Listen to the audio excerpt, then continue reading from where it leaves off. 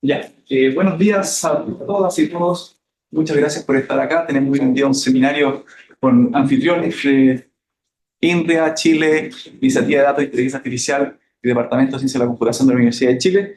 Tenemos el agrado hoy día tener a Roberto Di Cosimo aquí con nosotros. Roberto es tenía toda la instrucción para leerla en inglés. Eh, ¿Cómo decirlo? Puse advocate, eso sería alguien que movimiento, una persona, un evangelista fuerte en todo lo que es software abierto y software libre. Tiene una carrera académica muy destacada, basada en instituciones como la Escuela Normal y Superior de Pisa, ENS París y ahora está en INRIA. Y es el fundador y director del proyecto Software Heritage, como que sería Heritage en español es eh, patrimonio de software, ¿no es cierto?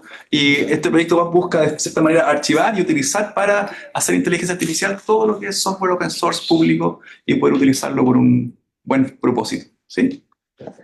Eso, así que el auditorio es tuyo, por favor.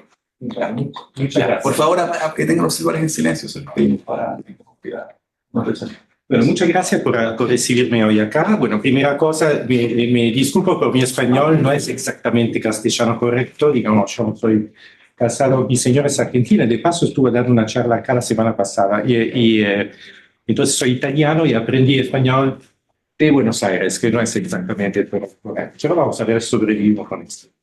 Con alguna información acerca de mí, yo soy una computer scientist, digamos, un informático, trabajo en computación desde muchísimo tiempo, pasé más de 30 años como docente, investigador, más de 25 años como, digamos, evangelista para software libre, me ocupé de desarrollar software libre, a publicizar el existente software libre y defenderlo frente a ciertas iniciativas legislativas que eran difícil o compleja, y también en algún momento tuve la oportunidad de ayudar al gobierno francés en financiar iniciativas de software libre, que fue muy interesante porque permitió ver cómo colaborar entre el mundo académico, el mundo de las empresas, el mundo de la comunidad de desarrollo de software libre.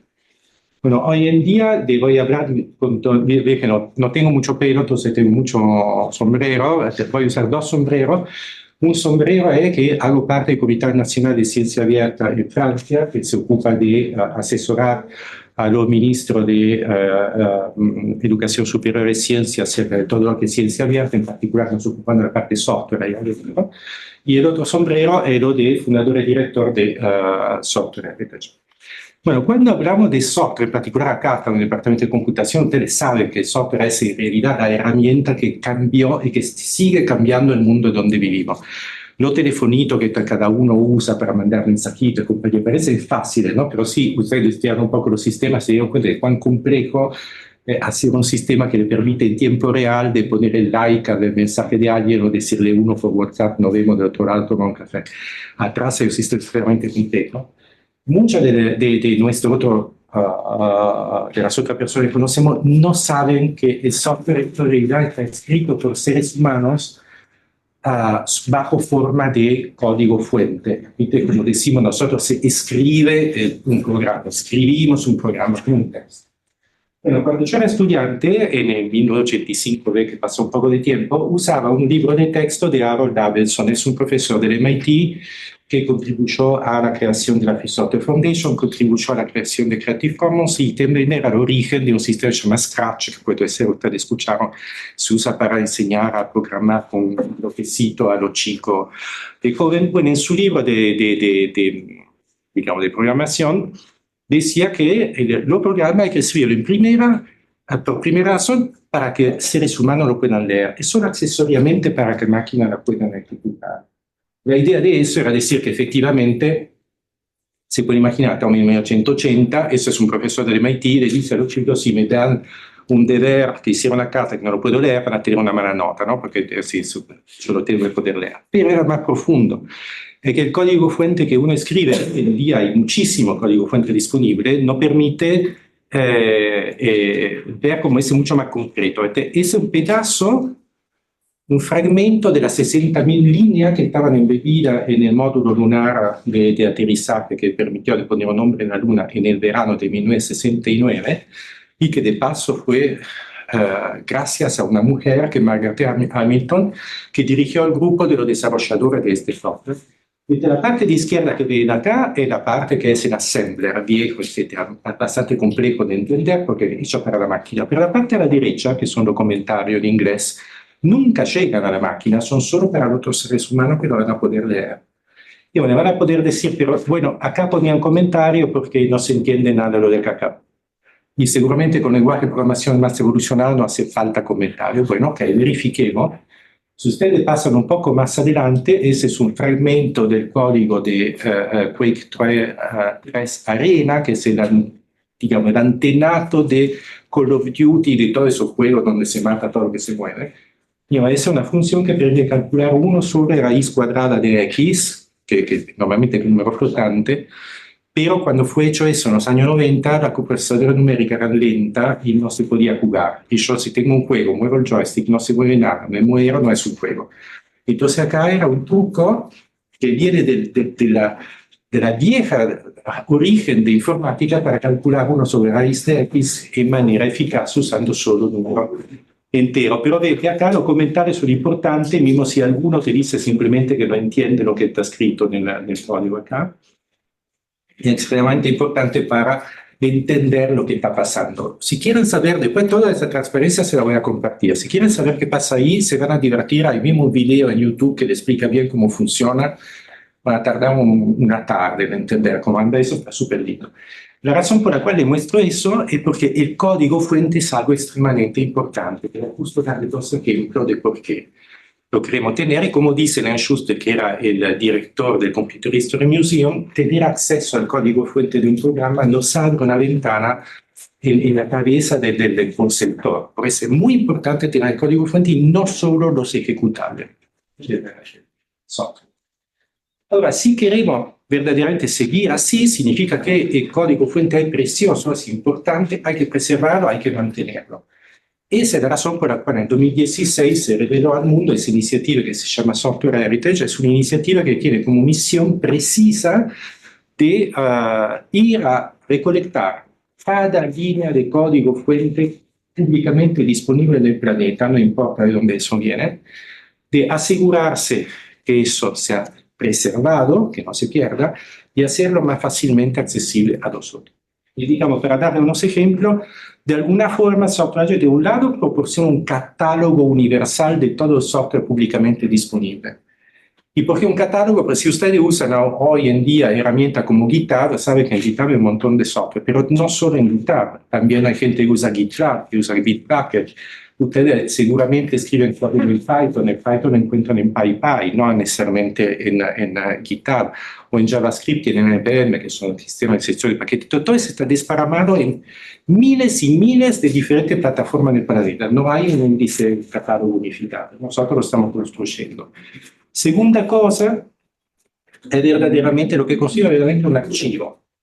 No sé si ustedes estaban al tanto, pero digamos, los años pasados hubo muchos momentos donde centenares de millares de programas software fueron destruidos por decisiones puramente business. O sea, el 2015, cuando nosotros estábamos ya trabajando en Software Heritage, pero no lo habíamos anunciado, yo me acuerdo de recibir un mensaje del dueño de Gitorius. Había una plataforma llamada Gitorius a la época. Era muy bien hecho, era bien ya, que decía Great News. Yo puedo recibir un mensaje personalizado del CEO de una gran empresa que te dice Great News, pensá que te regala plata, que ganaste algo, qué sé yo. No, lo que pasaba es que nos anunciaba que su empresa, Gitorius, había sido comprada por otra empresa que es GitLab. GitLab conoce, ¿no? GitLab.com. Y entonces la buena noticia para él, que se compra una Ferrari, una Maserati. No, para mí, más abajo estaba escrito que ahora Vittorio se lo compró GitLab, no vamos a tener dos plataformas, entonces, atención, a partir de este momento, tiene 3 semanas para agarrar su cosa y irse, porque en 3 semanas desconectamos los servidores. Y ahí borraron 120.000 proyectos cuando desconectaron los servidores. El mismo año, Google Code, que era una plataforma de Google para desarrollar software que tenía 700.000 proyectos, también anunció operaciones business que se iban a cerrar. Entonces, 700.000 más 120.000, estamos a 820.000 proyectos. En 2020, Bitbucket anuló el soporte de MercuryDB, el sistema de control de versión, 350.000 proyectos destruidos. ¿Entiende por qué un archivo es importante? Si un archivo tiene la misión de preservar el software. Mientras la plataforma de desarrollo, mismo si muy popular hoy, y Google Code era súper popular a su época, no tiene ninguna garantía de ser persistente. Y además, cuando ustedes usan una plataforma de desarrollo, pueden crear un proyecto, pero también lo pueden borrar, o lo pueden cambiar, lo pueden mover en otro lado. Entonces, nuestra misión es asegurarnos que un código que está almacenado acá nunca va a desaparecer. Y última cosa que nos interesa mucho más hoy es de construir una infraestructura para analizar masivamente esa galaxia increíble del desarrollo de software. Es increíble lo que en menos de 70 años pudimos hacer desarrollando software a través del planeta, y muchísimo de ese software disponible como open source hoy en día evoluciona a velocidad impresionante y necesitamos una herramienta para estudiarlo. No la tenemos todavía, Software ya empieza a proporcionar ese tipo de servicio. ¿Cómo lo vamos a hacer? ¿Cómo está hecho Software? Fue lanzado al principio con el sostén de INRIA, que sigue sosteniendo la iniciativa, en partenariado con la UNESCO, y ha pensado con una plataforma única a nivel global, mundial, compartida, abierta, que permite de construir aplicaciones en varios dominios verticales, que pueden ser de la industria, del mundo de la investigación, del mundo de la cultura, del mundo de la administración pública. Hoy en día es el archivo más grande que existe en el mundo del código fuente. Acá esos números son casi actualizados, que cambian obviamente todo el día. Son más de 360 millones de proyectos archivados y son más de 23.000 millones de archivos únicos que están almacenados. Cuando digo único, es que si el mismo contenido de un archivo tiene 30 nombres diferentes en 3.000 proyectos diferentes, nosotros lo detectamos, lo mantenemos una sola vez, ¿okay? Y tenemos traza de dónde viene. ¿Quién sostiene eso? Evidentemente, ese es un proyecto que necesita financiación, entonces ven ahí los 23, 24 partners actuales que sostienen, que van de grandes universidades a entidades públicas, a grandes empresas, que sostienen proyectos a diferentes niveles. ¿Cómo harían ustedes para realizar algo así? De paso esto. Nosotros lo que hicimos a lo largo de 10 años, construimos una gigantesca aspiradora de código fuente que se conecta a más de 5.000 plataformas a nivel mundial. Es capaz de hablar con la API de esas diferentes plataformas. No hay estándar, entonces tengo que desarrollar uno por cada uno. Entonces, conectarse con GitHub y preguntarle a GitHub cuáles son los proyectos que tenés no es la misma tarea que conectarse con GitLab o que conectarse con NPM o con PyPy. Entonces, tengo que construir un montón de adaptadores para hablar con ellos. Lo que hacemos regularmente, interrogamos esas más de 5.000 plataformas y tenemos la lista de los proyectos que existen hoy en día. Pero esos proyectos están también mantenidos con tecnología y herramientas diferentes. Muchos proyectos usan Git, pero hay proyectos que usan Subversion, Mercurial, Balzac, CDS, RCS.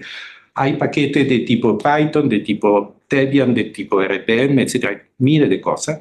Y esa es la particularidad de lo que hicimos. Decidimos de ir más allá y de crear adaptadores para releer la historia de desarrollo de software en cada una de esas diferentes tecnologías y reconstruir toda esa historia de todo ese software en un único gigante grafo compartido que tiene una estructura de datos sencilla y que pensamos va a poder ser utilizada y preservada a lo largo del tiempo.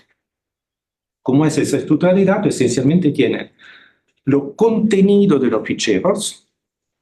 Después tiene representación de la directory, digamos, de los repertorios. Entonces, dentro del repertorio se dice tal contenido de fichero, dentro de ese repertorio se llama Mafalda, qué sé yo.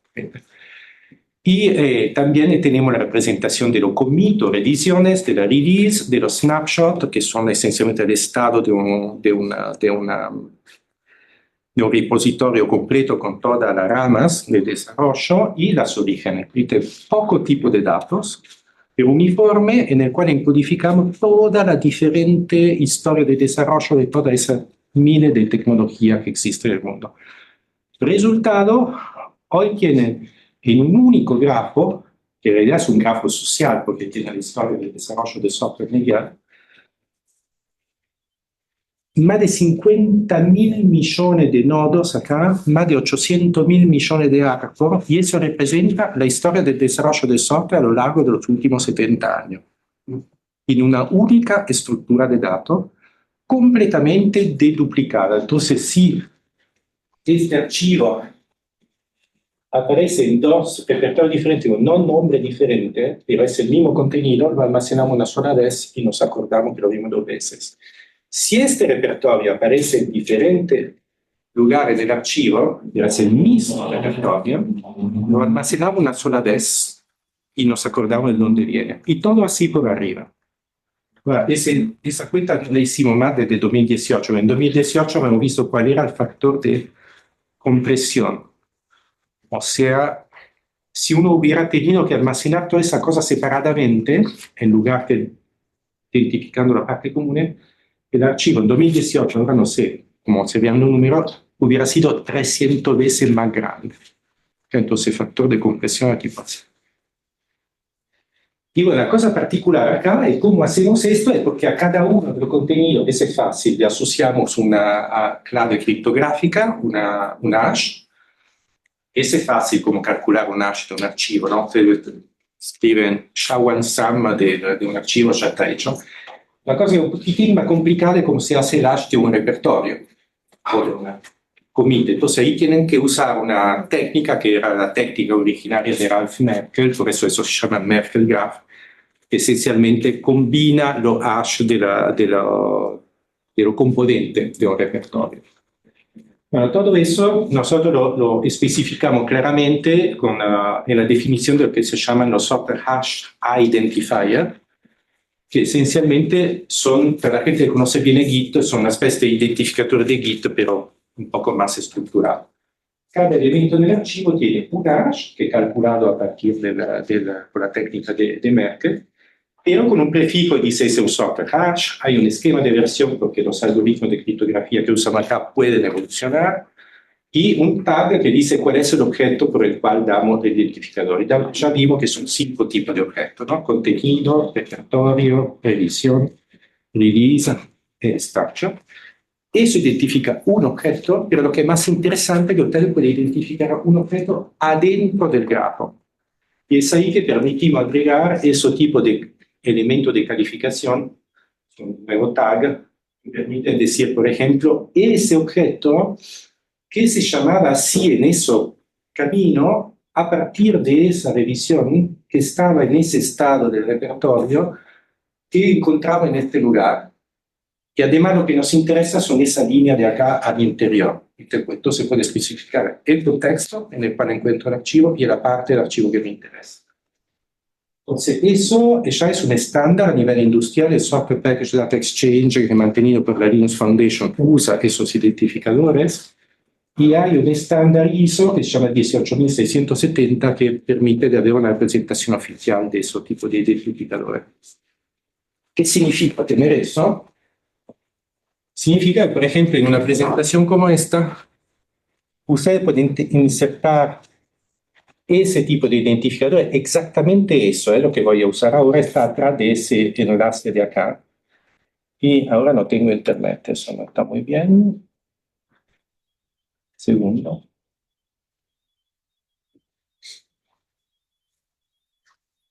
Tenía internet hace 2 minutos. Sí, a mí me lo lanzaron funcionando.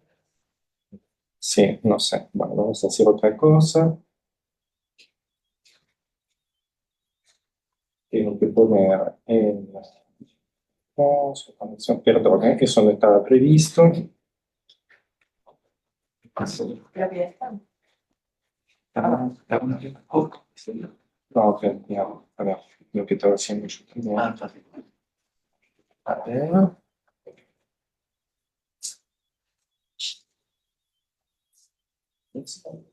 No sé, pues no anda bárbaro hace 2 minutos, pero. Perfecto. Ahí estamos. Entonces la animación fue un poco interrumpida, pero le permitió ver lo que pasa. Digo, yo tengo el enlace exactamente ahí, y eso me permite llevarla dentro del archivo exactamente enfrente del mismo fragmento del código de Apollo 11 que vimos antes de la entrada de la presentación. Y este está dentro de un archivo, lo que le permite visitar un poco el archivo. ¿Ven? Acá tiene el código del fuente y ahí dentro del archivo saben de qué origen vino el código, en qué revisión estamos. También puede ver cuántas veces visitamos este código, porque es como una especie de Wayback Machine para los que lo conocen, y cada vez que hubo una visita de ese repertorio, nosotros tenemos el historial de desarrollo hasta este momento exacto. Si alguien conoce lo que pasa cuando hacen Git rebase, ¿no? Que cambia la historia de las versiones, nosotros vemos si alguien cambió una versión, porque si vamos ayer y hacemos una copia de la historia y venimos hoy y la historia no es la misma, vemos que hay una diferencia. De alguna forma lo que nosotros almacenamos es una historia de historias de desarrollo de software. Y bueno, ya que estamos ahí, me parece que ese es el buen momento para pasar a cosas un poco más concretas, para familiarizarlo con el archivo. En eso es archive.softwareedge.org. Ahí entra adentro del archivo. Acá abajo tienen los datos actualizados. Entonces, esos son los números del proyecto y tienen toda la historia. Todo lo que hacemos es totalmente transparente. El código de la infraestructura nuestra es open source. Pueden ver cómo funciona absolutamente todo y no tenemos secreto. Ven acá como de a poquito estuvimos almacenando todo ese proyecto, como lo recuperaron en el tiempo. Acá ven todas las orígenes. Ahora, no todas las 5.000, pero digamos alguna. Por ejemplo, ven 268 millones de los proyectos que tenemos vienen de GitHub. Pero también tenemos 5 millones de proyectos que vienen de GitLab, puede ser o gitlab.com o uno de los miles de instancias de GitLab que se encuentran en varios lugares, incluyendo, por ejemplo, el GitLab de INRIA, está acá dentro, o puede ser el GitLab de Universidad de Chile también, no sé, no tengo de memoria, puedo mirarlo. Y una vez que uno está acá, ustedes pueden buscar un proyecto. No tenemos todavía motor de búsqueda full text. Ese es su motor de búsqueda dentro de los 360 millones de orígenes. Pero, por ejemplo, acá pueden ir a mirar uno de los programas que escribí hace un tiempo. Esa es una pequeña biblioteca que permite de hacer MapReduce arriba de un sistema multicore, y estaba muy orgulloso con un amigo de haber hecho eso en 2012. ¿Ve cómo se presenta el archivo? No es un archivo como tiene la costumbre de ver, con cosas llenas de polvo encima, un zip con un URL. No, eso es verdaderamente un archivo hecho para desarrolladores de software. Entonces puedo ir a mirar adentro del código acá. Por ejemplo, ven, acá eso era la biblioteca hecha con un colega. ¿Ven esto? El sistema se da cuenta que está escrito en el lenguaje de programación que es OCaml, por ejemplo, detecta solo. Después el pretty printing está hecho correctamente así. Eso soy yo, eso es un colega con el cual eso escribí en 2012. Y estaba muy orgulloso porque habíamos hecho, digamos, el corazón del algoritmo.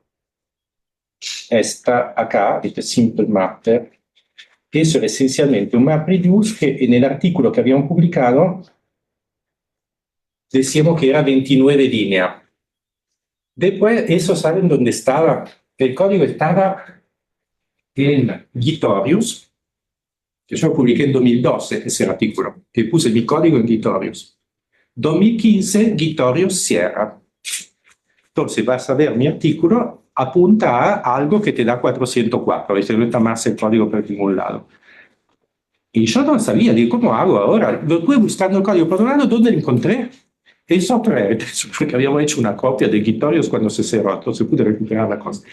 Pero la cosa interesante es que ahora, en un artículo, yo lo que puedo hacer es decir, mira, las 29 líneas de código que pongo acá en el artículo no son exactamente el código real, porque por una cuestión de límite de hoja o de espacio, tuve que sacar alguna parte del código original, pero le puedo poner en el comentario abajo, esa es la versión simplificada del código que está allá.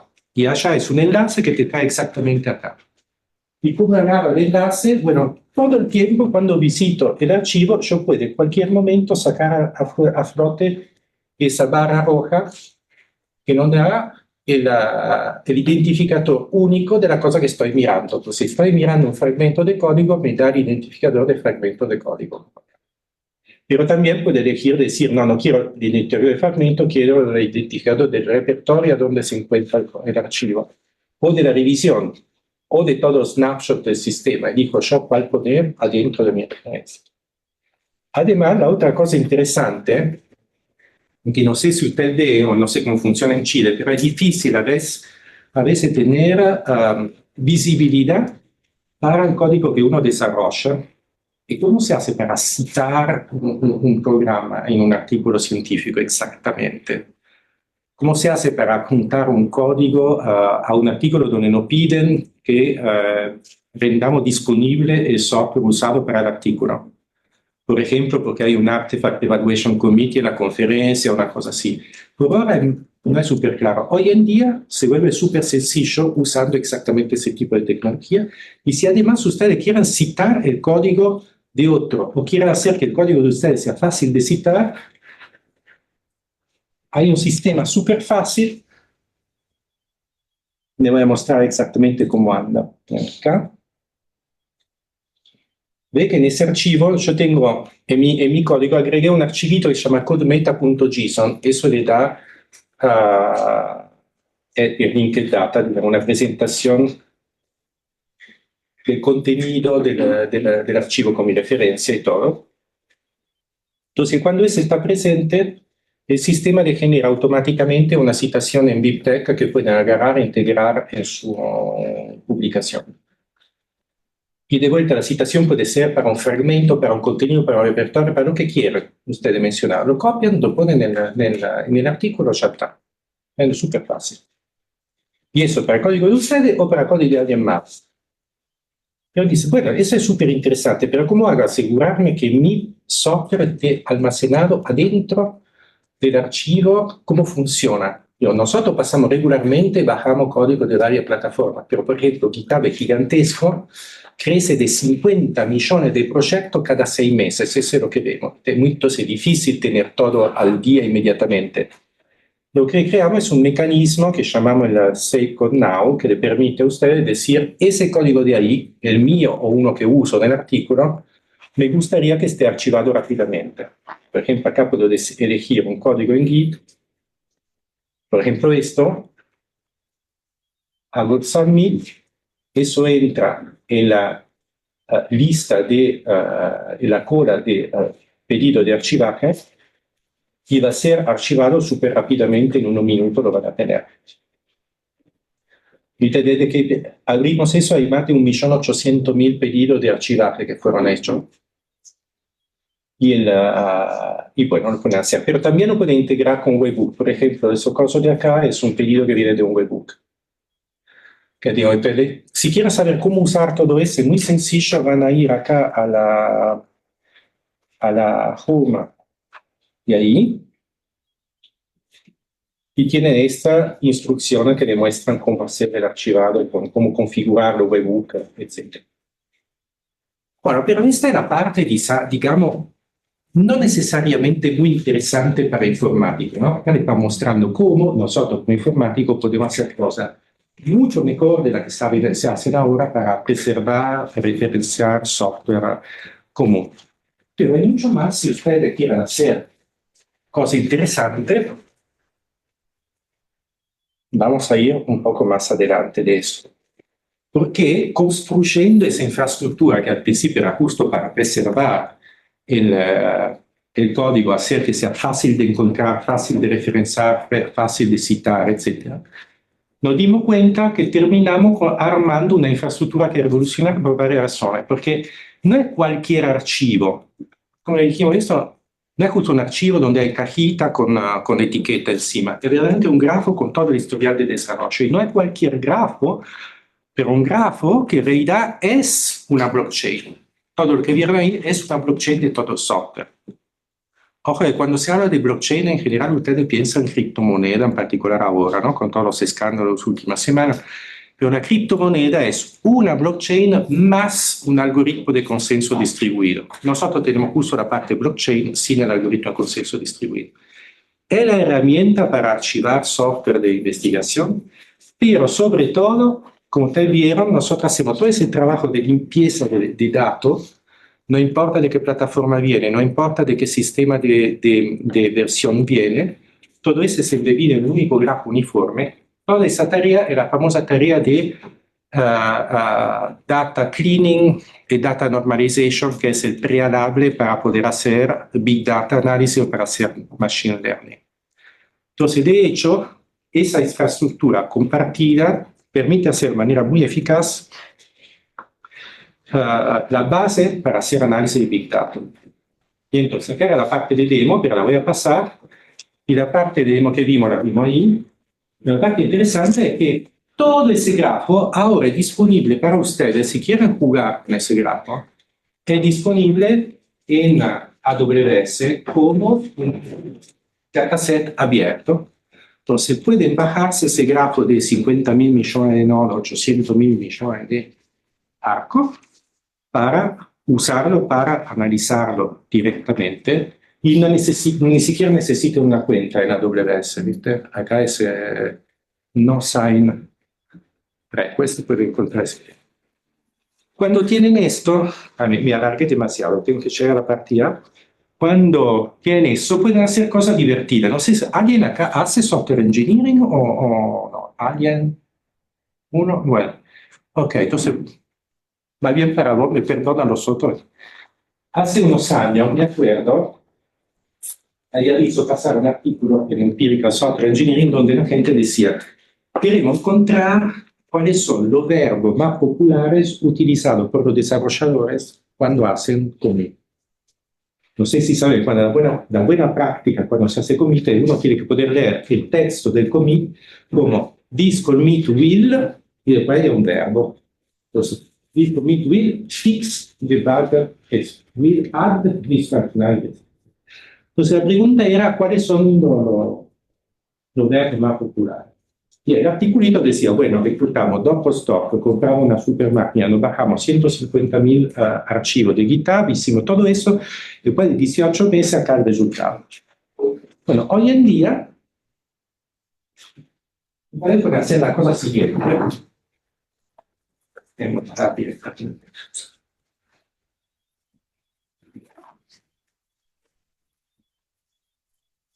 Porque el dataset que está en AWS se puede también usar directamente desde una plataforma que se llama, no.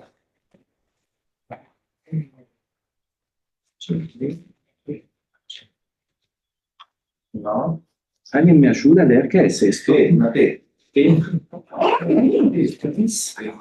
7 X 54. Ok, gracias.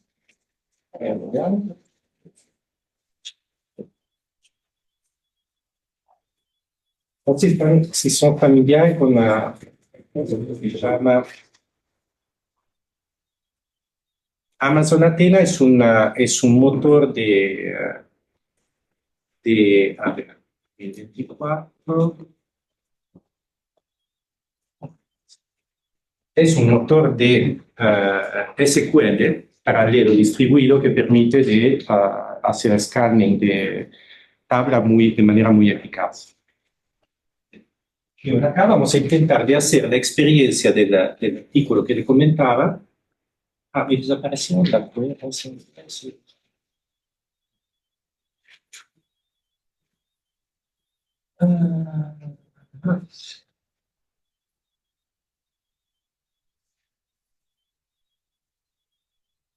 Esa es una cosa compartida con otro, entonces no vamos a perder tiempo de lanzarla directamente, voy a mostrar el resultado directo para no perder tiempo.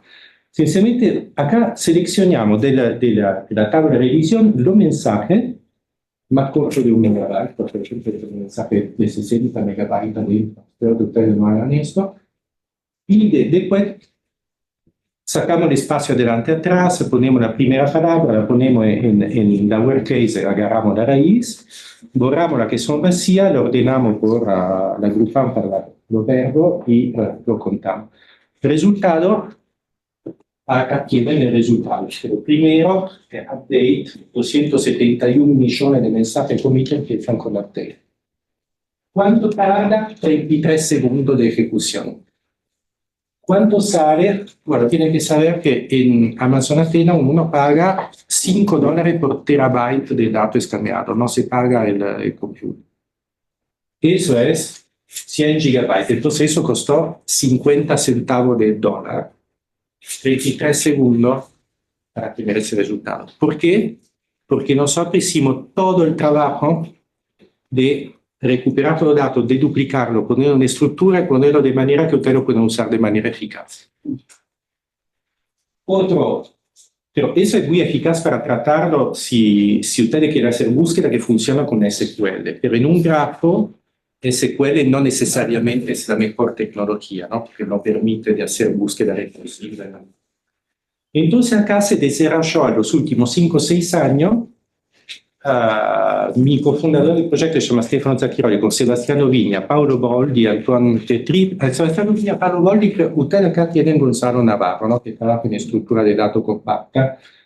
Sebastiano y Paolo lo conocen muy bien, en la misma comunidad. Ricardo también, exactamente. Y bueno, ellos trabajaron con nosotros por casi 6 años para crear un pipeline que permite de comprimir el grafo, o sea, 50.000 millones, no, 800.000 millones de arcos, de manera que eso entra en más bien 400 gigas de RAM. Pero 400 gigas de RAM es una máquina que no sale casi nada hoy en día, son 5 o 6 mil dólares y compran los servidores que requieren.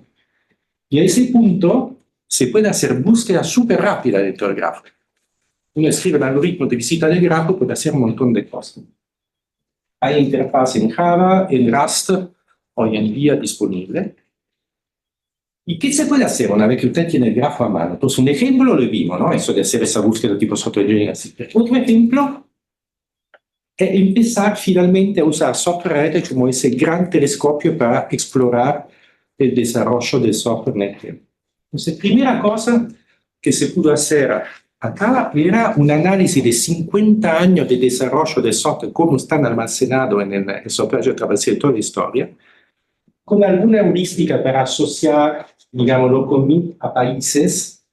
Entonces uno puede usar el email, pero el email es muy genérico, .org, de dónde está. Entonces ahí uno puede usar la hora en cual se hace el commit, y si son las 4 de la mañana, probablemente no es acá. O capaz es alguien que tendría que ir a dormir en lugar de desarrollar. Ese es el resultado, y ven como a lo largo del tiempo el papel de Europa y de Norteamérica fue bajando y el papel de todos los otros países fue creciendo. O sea, hoy en día más de un tercio del desarrollo del software mundial está hecho fuera de Europa y de Estados Unidos. Otra cosa que conocer es ver cómo crece el software de todo el planeta. Acá ven la evolución del contenido del software dentro del archivo en un diagrama lean log. Entonces ve que eso es exponencial, cada 2 años dobla la cantidad de contenido original. Otra cosa que pueden hacer es estudiar la evolución de los lenguajes de programación. Eso no les voy a dar los detalles, lo vamos a presentar en una conferencia dentro de un mes a Mining Software Repository, pero ven cómo C en porcentaje era muy importante al principio de los años 2000 y ahora es mucho menos importante hoy en día con porcentaje de software desarrollado. Hay otro lenguaje que aparece ahí. Pero después me permití hacer otra cosa. Le fui a chusmetear lo que hacen ustedes. Porque a través del telescopio lo apunté arriba de la Universidad de Chile. Y eso es lo que descubrí. O sea, si miro adentro del Software Heritage, veo contribuciones de gente que tiene el email de Universidad Chile.cl, etc. Desde 2012 al 2024. Identificamos 1.420 personas diferentes que contribuyen a software, más de 6.300 proyectos en el cual hay contribuciones de gente que usa el email oficial de Uchida. Ya sé que muchos usan otro email, pero digamos, se ve que hay más de 122.000 contribuciones que vienen de la Universidad de Chile. Yo dice, qué lindo, pero ¿en qué? Estuve mirando cuáles son los 40 repositorios que tienen más estrellas en GitHub hoy en día. Ahora no sé, es el momento difícil. Ustedes me tienen que decir si reconocen algo de lo que está acá o no. Este es un test que hago en varios lugares. No sé, ¿viste? Hay public APIs. Estos son repositorios que hay un commit con gente de... Que hay commit de ustedes, pero acá en la versión donde puse lo que tiene más estrecho. Entonces, si hay un software muy popular en un solo commit, va a aparecer primero. Okay, tengo otro grafo donde en realidad se ve lo con más commit de ustedes. Acá la idea es ver si reconocen alguno de los programas que están ahí. Le voy a mandar el reporte completo, que tiene verdaderamente absolutamente todo. Pero eso hoy es posible gracias a la existencia de ese tipo de infraestructura. Antes no se podía hacer.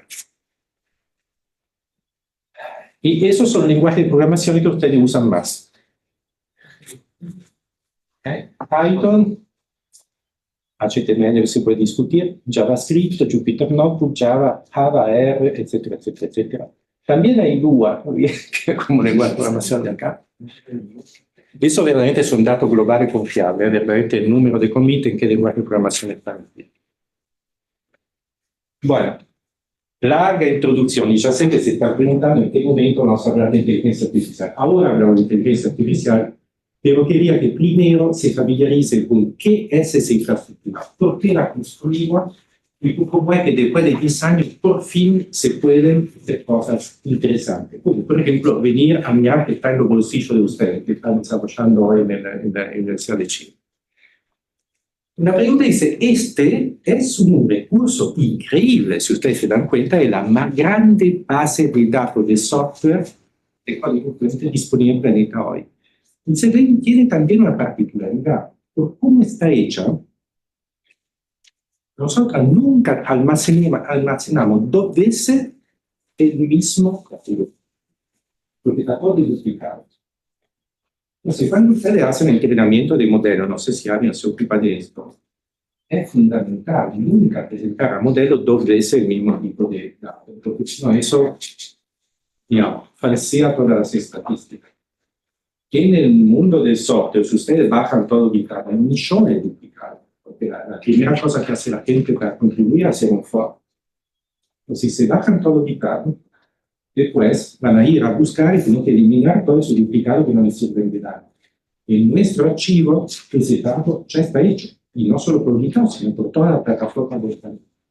Entonces, hace 2 años, hay gente que nos viene a ver diciendo cómo hacer para usar los datos de ustedes para hacer el entrenamiento del modelo. Y ahí nos hicimos la pregunta, tenemos que hablar con esta persona que quiere acceso a los datos, ¿bajo qué condiciones? ¿Cómo funciona? Nosotros tenemos una misión de interés público. Estamos acá para vender datos a grandes empresas de financiación. Entonces, después de una larga discusión, llegamos a 3 principios que publicamos en octubre de 2023 que dicen, ok, hacer modelos de inteligencia artificial generativa que ayudan a escribir software es una cosa positiva porque permite a más gente de disfrutar del conocimiento que está embebido en el software público. Pero, como nosotros proporcionamos software público a empresas o entidades que hacen modelos, queremos que esa entidad o empresa respete algunos principios de base. Número 1 es que el modelo de fundación construido a partir de ese entrenamiento arriba de los datos de software tiene que ser abierto. Modelo de fundación, no con fine tuning, pero modelo de fundación tiene que ser disponible para todos. 2, los datos que se usan tienen que ser declarados, tienen que haber transparencia en lo que se hace. Y eso es muy fácil porque para ser transparente alcanza a publicar la lista de los hashes de los archivos que usan. Los archivos están, digamos, los ficheros están adentro del archivo. Y tercera cosa, como la ley no es muy clara hoy, no es súper clara cómo funciona, queremos que la gente que hace el modelo ponga en marcha un mecanismo de opt-out que permita a la gente que no quiere que su código sea usado para hacer entrenamiento, se use dentro del entrenamiento, un mecanismo de opt-out. Bueno, ese octubre de 2023 publicamos esos 3 principios. La gran pregunta es, ¿alguien va a venir a jugar con nosotros con esas restricciones? En particular en un mundo donde ven la pelea entre Llama, ChatGPT, todos los otros, donde todo el mundo le da acceso al modelo, pero nadie le dice lo que hay como dato adentro porque no quieren revelar, pero no entregan. Es la gran pregunta, porque si publicamos un principio y nadie quiere jugar, no sirve nada. Y bueno, la noticia es que Sí, sí, hay gente que quería jugar con nosotros y efectivamente, no sé si conocen esa gente, digamos, Hugging Face creo que le dice algo, ¿no? Nvidia pienso que le dice algo también. ServiceNow puede ser no, porque es una empresa que hace sistemas de servicio IT, pero que trabaja mucho con Hugging Face para crear un modelo que se llama Stackcoder y Stackcoder 2. No sé si vieron, entonces Stackcoder 2 está entrenado arriba de Stack V2. El Stack V2 es un subconjunto de software. Hicimos un acuerdo con ellos y ellos jugaron el juego. Entonces, el modelo es abierto, la lista de los identificadores disponibles y pusieron en marcha un mecanismo de octavo. Entonces, la respuesta es sí se puede, pero es difícil, es complicado hacer modelo. En particular, si ven cómo funcionó la construcción de Stack V2, que ese es un slide que viene de la gente de Hugging Face directamente, lo que hicieron ellos, vinieron a ver todos los proyectos que están en Software Hackers. Seleccionaron solo lo que están en GitHub. ¿Por qué solo lo que están en GitHub? Porque a través de GitHub ellos ponen en marcha el mecanismo de opt-out. ¿Cómo funciona? Si alguien es dueño de un proyecto que está en GitHub y no quiere que sea utilizado para entrenamiento, abre una issue y la gente de Hugging Face ve que la persona que abre la issue es también la persona que es dueña del proyecto. Entonces no necesita pedir papeles de identidad o cosas así. Ya sabes, es el dueño, entonces lo saco y punto. Pero para hacer eso necesitan el mecanismo de GitHub, entonces acá filtraron solo arriba de GitHub. Después fueron a buscar solo proyectos que tienen licencia permisiva, y si no quieren proyectos que PL por la duda, etc. Eso lo lleva a 6.000 millones de archivos, 65 terabytes de datos. Ya totalmente deduplicado, porque nosotros tenemos una sola versión de cada software. Pero la deduplicación exacta no alcanza. Después hay toda una fase de near deduplication. O sea, archivos son demasiado similares, se ponen en un clúster, uno agarra solo uno. Eso divide por dos la base de entrenamiento. Y luego pasaron todo un montón de algoritmos para echar las cosas que no son software, los CSD, ese tipo de cosas, sacar software que tiene profanity, que tiene vulnerabilidad, todo eso, es un montón de trabajo. Y con datos personales, gente que pone clave de base de datos, qué sé yo. Y al final de la historia se reduce a 400 millones de archivos, casi 3 terabytes de datos. Esta es la base de entrenamiento extracta de software. Y acá agregaron información de issue, GitHub issue, archive, etc. Y eso es de Stack V2. Cuando vimos todo ese trabajo, y además cuando sacaron el Stackcoder 2, en 2 minutos, gente de mi equipo encontró que había dentro código GPL. Pero dice, pero si hicieron license filtering, ¿cómo es que hay código GPL adentro? Que es una licencia no permisiva. Bueno, después vas a ver en el reporte técnico que ellos publican, que es súper transparente, un montón de detalles, le muestra claridad la manera de hacer license filtering de ellos es agarrar cada proyecto, va de la raíz hacia abajo, y ni bien encuentra un file que dice license. Si este file dice MIT, dice perfecto, todo el proyecto es MIT. Y no van a ver qué pasa abajo. Y de esto no funciona. Si ustedes escriben Python, saben que en algún momento tienen, qué sé yo, un VM abajo que tira dentro miles de otro paquete. Entonces, yo digo que MIT, pero adentro me tiré 30 dependencias que son cualquier tipo de licencia. ¿Y por qué no hacen todo ese análisis en profundidad? Porque es súper caro hacer un análisis de licencia a escala de miles de millones de archivos. Hay toda una serie de limitaciones. Es ahí que entonces aprendimos sobre el tipo de cosas que puedes pensar con ello. Transferencia es muy fácil. Alcanza a usar los identificadores que tenemos nosotros. El opt-out es complicado. El hecho de construir el training dataset es súper difícil. Hacer una license detection es costoso. Y sobre todo hay un gran problema en todos los modelos que ustedes ven hoy en día. Nadie le dice cuando el modelo genera código o genera texto si este es parecido a algo que alguien ya hizo. No le dan información de atribución, que es un gran problema. Entonces, si queremos hacer modelo abierto de verdad, hay que hacer un esfuerzo coordinado conjunto. Y es ahí donde lanzamos un proyecto donde espero que ustedes van a poder colaborar. Ese proyecto se llama Code Commons e intenta tratar todos los problemas que le voy a resumir acá. Atención, la presentación que voy a hacer acá, ustedes son expertos, es muy simplificada, pero en general, digamos, cuando uno crea un modelo, la idea es, va a buscar datos por todo lado. Crea un raw dataset, después lo limpia, lo estructura, etc. Y al final tiene el training dataset. Ahí hace su entrenamiento de modelo y después lo pone en producción. La realidad es más compleja. Cuando uno busca datos, después entrena, ve que no funciona, va a buscar más datos, saca otra cosa. O sea, hay mucha ida y vuelta, pero digamos, esa es la estructura general. Problema de hoy en día, todo el mundo que quiera hacer modelo para programación se va a bajar una parte de GitHub. Pérdida de tiempo, pérdida de energía, nunca es la misma versión, es complicado. Dos, una vez que tienen todo ese GitHub, hay que eliminar todo el duplicado, empezar a limpiar todos los datos, etc. Cada uno tiene su propio pipeline para hacer esto. Bien, una vez que tenés el training dataset, nadie le dice lo que está en el training dataset, porque no hay transparencia arriba de los datos. Que viola toda la recomendación actual sobre ética en inteligencia artificial, etc. Bueno, el Stack de 2 es una excepción, pero todo lo demás no lo hace. Si después quieren hacer fine-tuning, hace ir a extraer su conjunto calificado de vuelta a un pipeline difícil, etc. Y cuando se produce algo, no hay información de trazabilidad.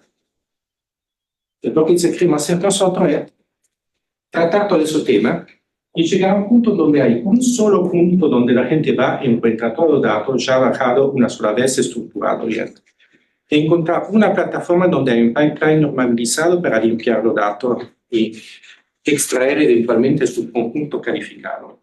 Transparencia absoluta de todo el contenido y también la posibilidad de ver si algo producido por un modelo es parecido a algo que está en parte del entrenamiento. Ahora, después de la presentación un poco detallada de Lead de Software, ellos se dan cuenta que esos dos puntos, por la parte código fuente, ya están tratados. Porque tenemos todo el código en un solo punto y tenemos la posibilidad de identificar todo lo que está dentro. Pero hay varias cosas que queremos para hacer acá.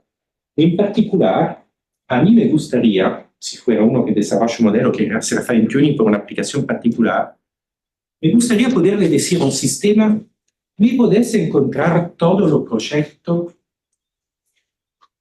que son interesantes para estudio de oceanografía, que están disponibles bajo una licencia compatible con mis necesidades, que están escritos en uno de sus lenguajes de programación, que son bien mantenidos, o sea que hay una comunidad activa atrás hoy en día, que no tienen defecto de programación, que pasan ciertos test de calidad.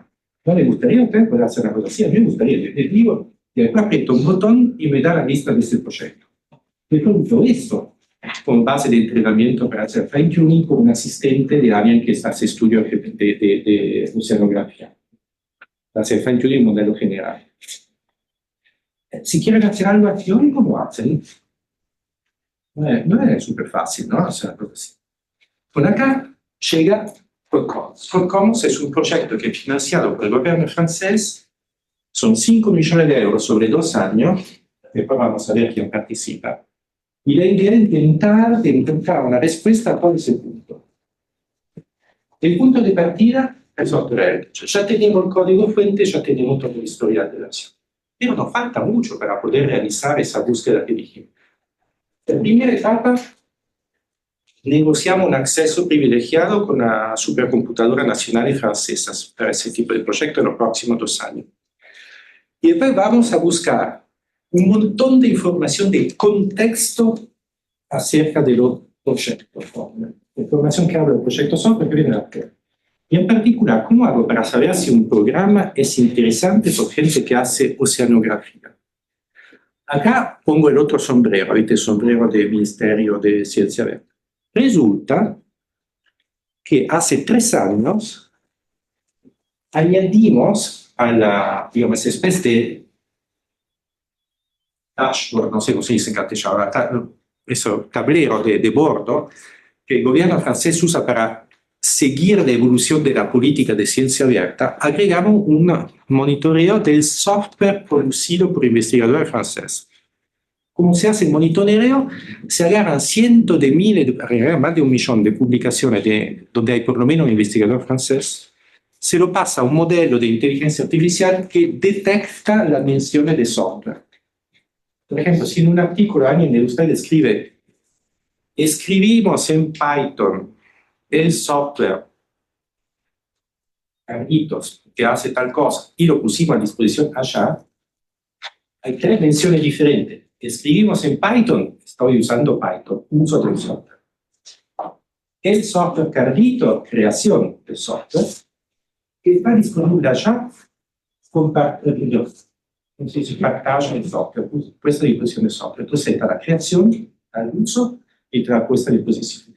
Esto ya está hecho por el gobierno francés sistemáticamente con su propia herramienta, que es una herramienta pública que se llama GoBid, si ustedes conocen, con un modelo adaptado. Y tenemos un proyecto financiado por Europa de otra manera, con un gran archivo que tiene decenas de millones de artículos, donde vamos a hacer eso a nivel de toda la producción científica mundial. Eso significa que acá vamos a poder agregar relaciones entre artículos científicos y proyecto software. Esencialmente es un increíble tagging manual que dice tal software es pertinente para biología, química, etc.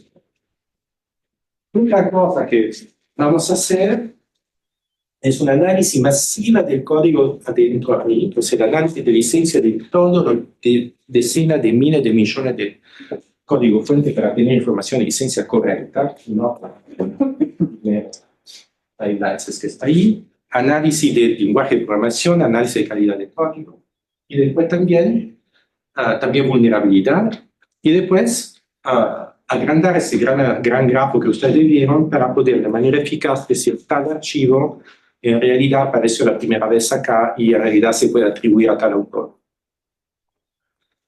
Una vez que hacemos eso, que es un gran trabajo, la idea es poner toda esa información en un modelo de datos unificado, un mecanismo eficaz de indexación, y eso va a permitir hacer 2 cosas. Uno, la selección y extracción de su conjunto, como dijimos antes. Pero 2, y ahí es la segunda aplicación de técnica de inteligencia artificial, poder buscar si un fragmento de código producido por un modelo es parecido o no a algo que está en la base de aprendizaje. Ahí hay miles de técnicas. Hoy en día lo que es más popular son los vector database, o sea, hago un embedding de un código y veo si es parecido al embedding de una cosa. Pero ojo, que son decenas de miles de millones de archivos que están abajo. Pero si no hay técnica más tradicional de tratamiento del texto, para eso se va a necesitar una estructura Big Data, que no es la misma cosa que la supercomputadora. Y aún también la idea que en el futuro, quien quiera entrenar modelos de inteligencia artificial, en lugar de hacer todo desde cero, viene a buscar un dataset calificado acá. Y quien usa modelos de inteligencia artificial, en lugar de buscar directamente la respuesta no calificada del modelo, pueda verificar si esto es parecido a algo que está en la base de entrenamiento. Ejemplo típico. Usted pide a ChatGPT Copilot otra cosa,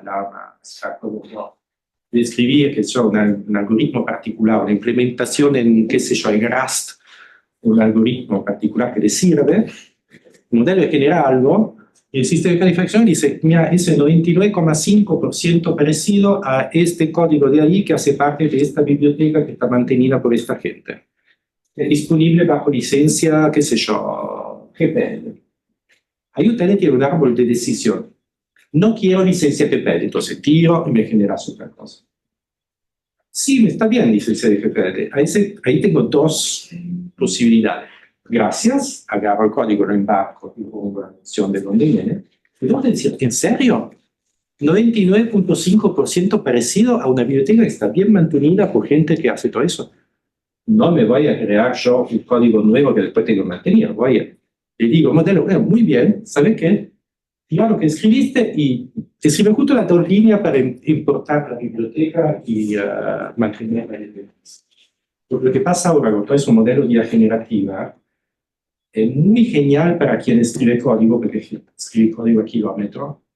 Pero si son las personas que después lo quieren mantener, esa es otra historia, porque en el pasado ya vivimos eso, ¿no? La gente hacía fork del proyecto así, pues se dieron cuenta que mantener los fork es carísimo, Entonces, si podemos reducir la cantidad de código nuevo y maximizar el reuso, no estaría mal. Y eso es la cosa que queremos hacer. Ahora, ¿quién está atrás? Esos son los equipos que están. Hoy en día hay varios equipos que hacen software engineering, machine learning, big data, tanto en India que COA. Embarcamos la gente que hace mejor herramienta de detección de licencia hoy en día y varios colegas no financiados de afuera que tienen varias experiencias en la parte de High Performance Computing, Machine Learning, algoritmos de texto, compresión, etc. Y ahora, la idea esa es la reunión del kickoff con toda la gente cuando empezamos a trabajar en el proyecto. Recién empezamos, acá tienen ese QR code que le manda al sitio web del proyecto, podcommons.org, muy sencillo. Entonces, para terminar, lo que quiero decirle es la prueba de datos nuestro está muy abierta, porque nosotros es hoy en día una estructura que tiene ambición de ser a nivel mundial, está abierta, completamente transparente, ya proporciona un montón de cosas, como ustedes vieron, pero además, hoy en día tiene una oportunidad increíble. Hay un centro binacional Francia-Chile de inteligencia artificial que fue creado hace poco, que está dirigido por Nashat, que está acá. Y si entiendo bien, esa estructura, por eso le van a preguntar a Nashat, yo no sé, digo, esa estructura significa que ustedes desde acá pueden colaborar con nosotros, tener acceso a los datos, tener acceso a la infraestructura de cálculo para hacer tratamiento muy fácilmente, porque está ese marco de colaboración global que simplifica mucho la cosa. Entonces, no hesiten en montar a bordo, o sea, y si quieren trabajar o colaborar en cosas interesantes para hacer, la puerta está muy abierta. O sea, todo lo que hacen es open source, hay un canal Matrix donde ven lo que hacen la gente que desarrolla y contribuye. Y ahora todo el equipo de Podcommons también está trabajando con 40, 50 personas involucradas en el proyecto. De área donde se puede elaborar. Bueno, perdón, fue un poco demasiado largo comparado con lo que proponía hacer y me paro acá. Si tienen preguntas, a su disposición.